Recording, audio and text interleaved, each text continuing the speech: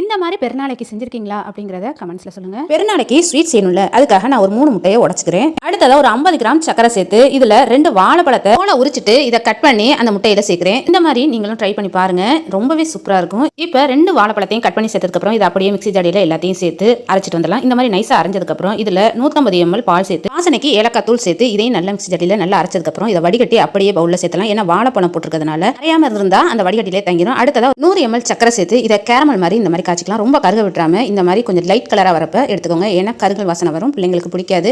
இப்போ இந்த கேரமலை 3 பவுல்ல ஊற்றிருக்கேன். ஊற்றினதுக்கு அப்புறம் நம்ம முட்டை மிக்சிங்க இது மேலே நல்லா நிறைய ஊற்றிக்கலாம். 3 பவுல்லையும் ஊற்றினதுக்கு அப்புறம் இதை ஒரு சில்வர் பேப்பர் எடுத்து இதை நல்லா கவர் பண்ணிட்டு இது மேலே ஒரு லப்பர் பேண்ட் இருந்தாக்கா போட்டு விட்டுறலாம், ஏன்னா உள்ள இருக்க தண்ணி இறங்காது. இப்போ 3மே ரெடி ஆயிடுச்சு. இதை அப்படியே ஒரு இட்லி சட்டியில் வச்சு இதை வந்து நல்லா வேக வச்சிடலாம். இது ஒரு 10 நிமிஷத்துக்கிட்ட நல்லா வேகட்டும், சீக்கிரமாகவே வெந்துடும்.